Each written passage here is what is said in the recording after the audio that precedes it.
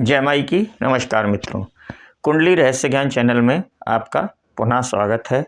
पिछले कुछ समय से व्यस्तता के कारण यह वीडियो आने में थोड़ा सा देरी हो गई है, उसके लिए क्षमा प्रार्थी हैं। हम लग्नेश का कुंडली के 12 भाव में जाने पर लग्नेश जातक को किस प्रकार के प्रभाव प्रदान करते हैं, उस विषय की सीरीज का ये सेकंड लास्ट वीडियो है।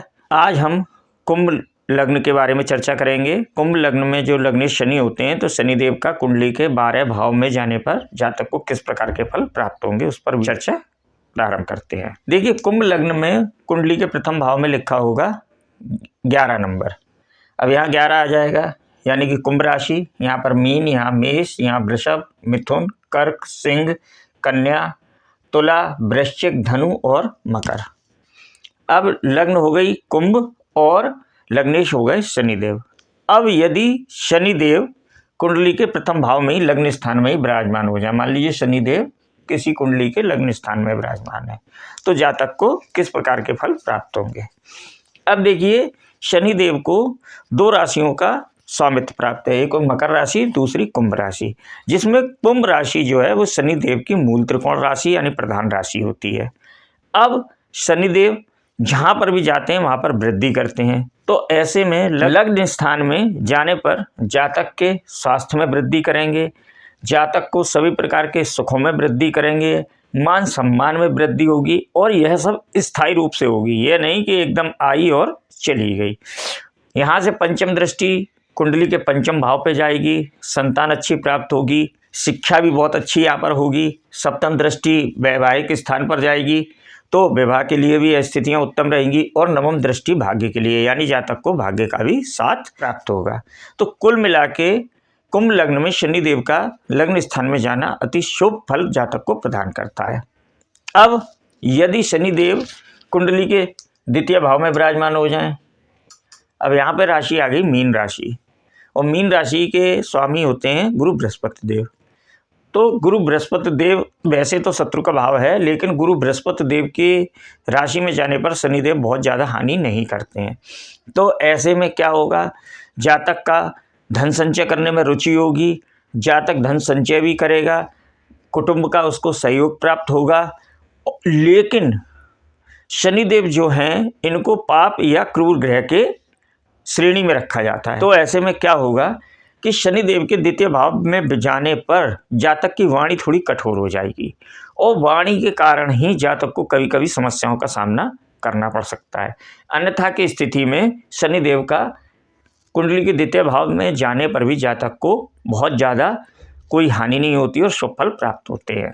अब यदि शनिदेव कुंडली के तृतीय भाव में विराजमान हो जाएं, अब यहाँ पर आ गई मेष राशि। मेष राशि के स्वामी होते हैं मंगलदेव, और मंगलदेव शनिदेव में विकट की शत्रुता है। दूसरी बात, मेष राशि में जाकर शनिदेव नीच के हो जाते हैं, यानी कि जातक को नीच के फल प्रदान करते हैं, और यह भाव क्या है, मेहनत का भाव है, संघर्षों का भाव है। तो यहाँ पर शनिदेव जातक को बहुत ही अशुभ फल प्रदान करेंगे।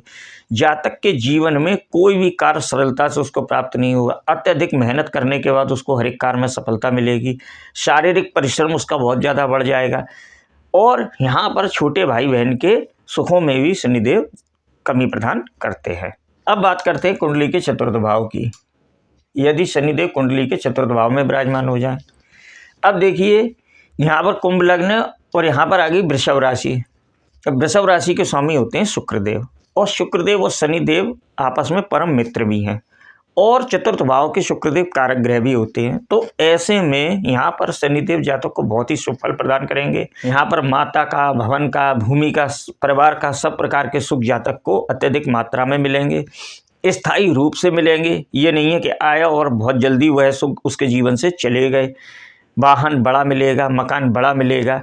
तो कुल मिलाकर यहाँ पर बैठने से शनिदेव जातक को बहुत ही शुभ फल प्रदान करेंगे, और जातक अपने परिश्रम के बल पर यहाँ पर इन सभी सुखों को प्राप्त करता है। अब बात करते हैं कुंडली के पंचम भाव की। यदि शनिदेव कुंडली के पंचम भाव में विराजमान हो जाएं, अब यहाँ पर भी पंचम भाव में राशि आ गई मिथुन राशि, और मिथुन राशि के स्वामी कौन होते हैं, बुधदेव। बुधदेव और शनिदेव में भी मित्रता का भाव है।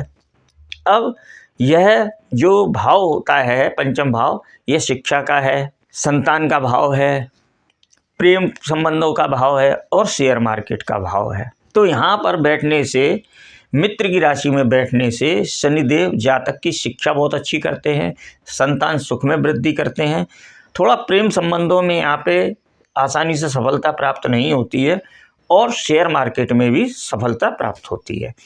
तो कुल मिला के शनिदेव का पंचम भाव में जाना जातक को सुफल प्राप्त करेगा।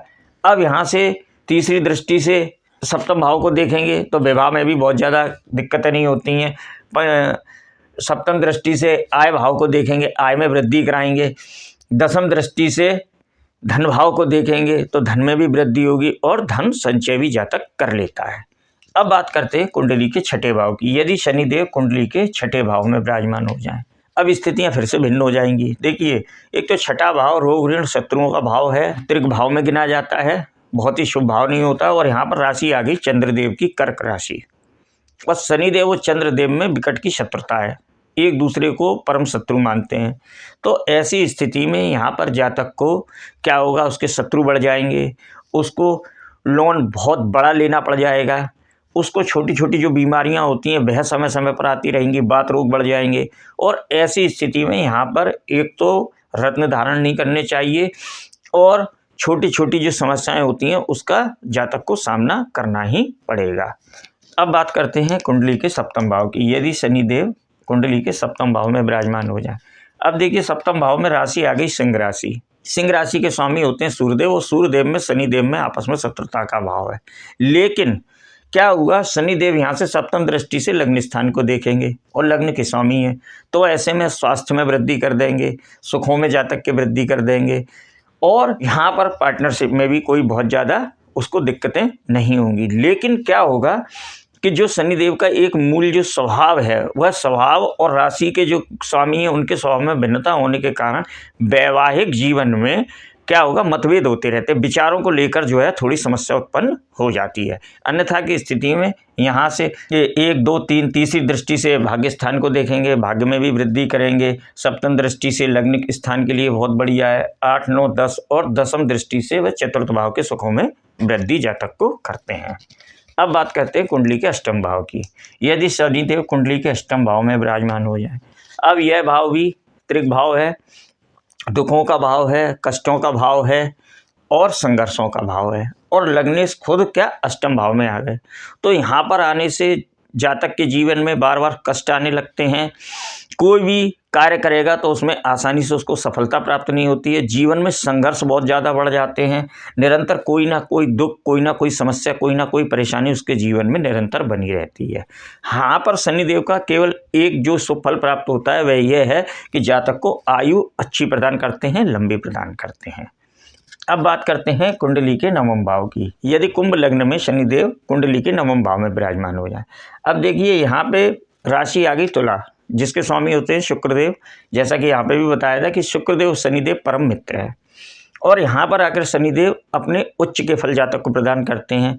यह भाग्य का स्थान है, यह त्रिकोण स्थान है। अब लग्नेश केंद्र का स्वामी एक तो त्रिकोण स्थान में आ गया, उच्च स्थिति में आ गया, तो ऐसे में शनिदेव योग कारक हो जाएंगे। इस कुंडली के लिए योग कारक ग्रह हो जाएंगे और जातक को अत्यधिक शुभ फल जातक को प्रदान करेंगे। पिता का सहयोग मिलेगा, भाग्य का साथ मिलेगा, जातक धार्मिक स्वभाव का हो जाएगा, आध्यात्म में उसकी रुचि बढ़ जाएगी। लंबी लंबी यात्राएं शनिदेव जातक को कराएंगे और उनसे जातक का भाग्य भी उदय होगा और जातक को लाभ भी प्राप्त होगा। अब बात करते हैं कुंडली के दसम भाव की। यदि शनिदेव कुंडली के दसम भाव में विराजमान हो जाए, अब देखिए दसम भाव में विराजमान होने पर शनिदेव एक तो इस यहाँ के कारक ग्रह होते हैं, और लग्नेश खुद दसम भाव में कर्म स्थान में आ गया, तो कर्मों में वृद्धि, जो भी कार्य करेगा उसमें मन लगाकर कार्य करेगा, उसमें उसको सफलता मिलेगी।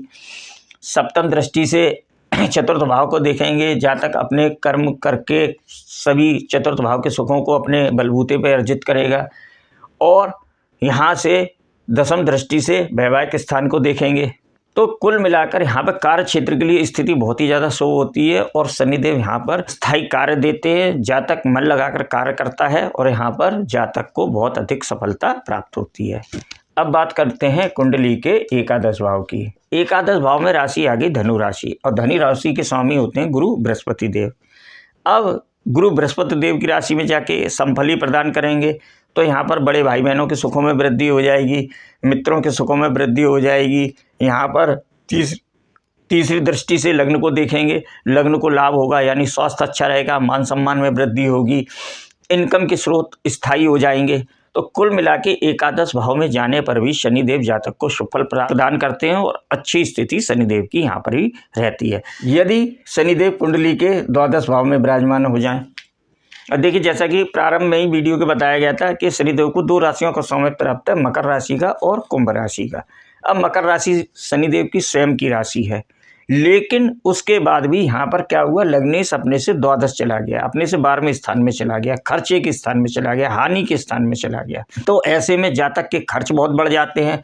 तीसरी दृष्टि से धन भाव को देखेंगे तो धन संचय करने में दिक्कतें उत्पन्न होती हैं, स्वास्थ्य छोटी छोटी बीमारियां लगी रहती हैं, खर्चे अनियंत्रित हो जाते हैं। तो कुल मिला के लग्नेश का वैसे भी द्वादश भाव में जाना, अपने से 12 में जाना शुभ नहीं होता है। तो शनिदेव यहाँ पर बहुत ज़्यादा जातक को शुभ फल प्राप्त नहीं करेंगे, ज़्यादा परेशानियाँ भी नहीं देंगे, एक तरीके से यहाँ पर सामान्य फल जातक को प्रदान करेंगे, लेकिन तब भी शनिदेव का द्वादश भाव में जाना शुभ नहीं माना जाता है।